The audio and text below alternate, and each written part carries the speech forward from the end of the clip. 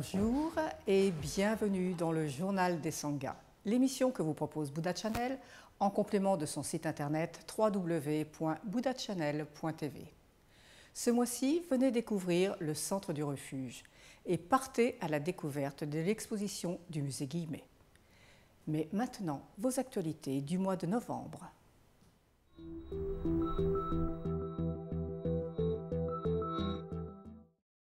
Petit tour d'horizon de votre agenda du mois de novembre.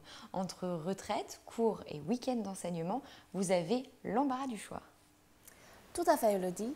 Et ça commence dès le 1er novembre au temple zen du Pic Lumineux, où aura lieu une retraite dirigée par Maître Sando Kaizen jusqu'au 3 novembre. Les samedis 1er et 15 novembre prendront également place les cours de Yantra Yoga de Jésus Martinez, organisés par l'association Dzogchen France.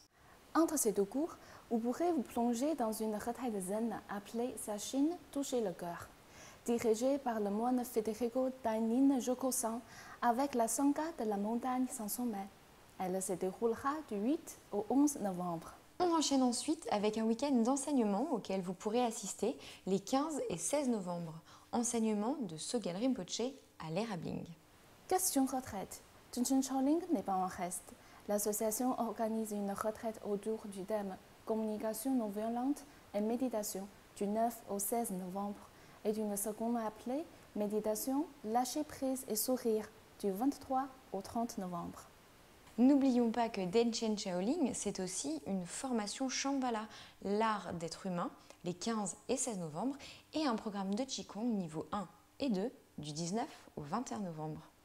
Le Dojo Zen quant à lui, organise toujours des sessions de zazen. Philippe Goubet vous donne rendez-vous tous les mardis et vendredis matin à 7h, ainsi que le dimanche à 18h30. Dernier mentionné, mais pas des moindres, je crois que le Centre Kalachakra de Paris a également beaucoup à proposer. Bien sûr, Elodie, comme à son habitude, ce centre bouddhiste remplit votre agenda du mois de novembre. C'est parti.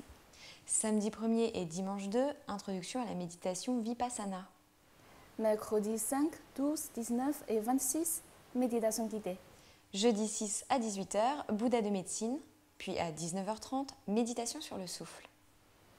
Samedi 8, découverte du bouddhisme, module 1, l'esprit et son potentiel. Dimanche 9, la voie graduée vers l'éveil avec Geshe Dakpa Tsundu. Jeudi 13, rituel descente de Tushita.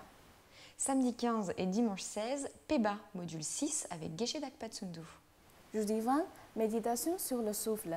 Samedi 22 et dimanche 23, atelier du mieux vivre. Jeudi 27, premier pas dans le bouddhisme et l'éthique. Samedi 29 à 10h, premier pas dans la méditation. Samedi 29 à 18h, Tara et Bouddha médecine. Dimanche 30, premier pas dans la méditation.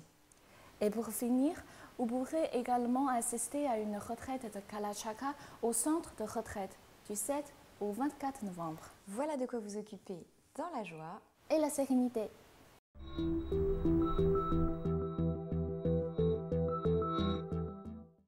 Chaque mois, nous vous présentons un centre ou un institut qui contribue à répandre le Dharma. Eh bien, dans le collimateur de notre équipe en novembre, le Centre du Refuge. Faisons un petit retour en arrière, il y a des décennies de cela. Le maître vietnamien Nguyen Ke, formé dans la tradition des moines errants du centre du Vietnam et de la frontière birmane, crée son centre du yoga en Provence.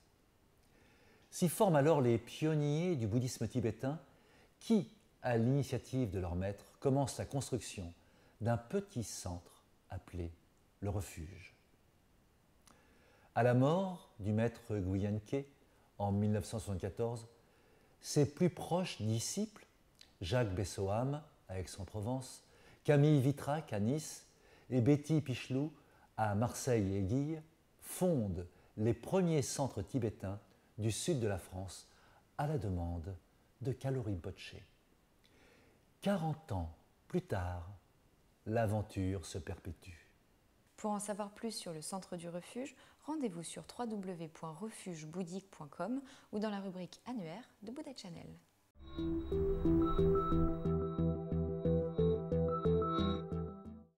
exposition La danse des formes textiles de Samiro Yunoki prend place actuellement au musée Guimet. Vous avez jusqu'au 12 janvier 2015. Spécialisé dans la technique de la teinture au pochoir, Samiro Yunoki est l'un des grands représentants de cet art appelé le katazome. Âgé de 92 ans, l'artiste japonais a offert au Musée national des arts asiatiques pas moins de 72 œuvres. Cette sélection d'œuvres reflète la variété de son art, dans lesquelles Yunoki mêle son savoir ancestral à sa vision moderne. Couleurs vives, motifs abstraits, très évocateurs, le travail de Yunoki met en avant une extrême clarté des formes et un remarquable sens du mouvement. Vous souhaitez en apprendre plus sur cette exposition? Rendez-vous sur www.guimet.fr ou dans la rubrique Culture de Buddha Channel.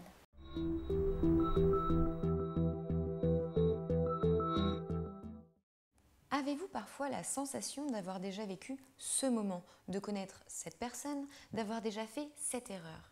Vous arrive-t-il de vous sentir plus proche de certains pays, plus en accord avec certaines époques? Et si c'était la réalité, si ces sentiments de déjà vu et de déjà vécu n'étaient pas des illusions, et s'il s'agissait de vie antérieure? Ce jeu des vies antérieures, écrit par Bernard Raquin et Marc Kuchars, est un formidable outil de développement personnel. Soigneusement élaboré, il vous permettra d'accéder à votre mémoire du passé et à la richesse de votre inconscient. Pour commander ce jeu, rendez-vous dans la rubrique Jeux de la boutique de Buddha Channel.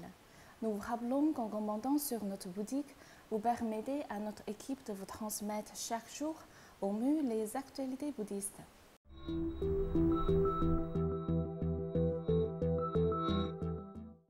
Votre journal des sanghas touche à sa fin.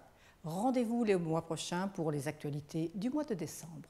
En attendant, retrouvez-nous sur notre site www.buddhachannel.tv ou sur notre page Facebook. Je vous souhaite une très belle journée à tous.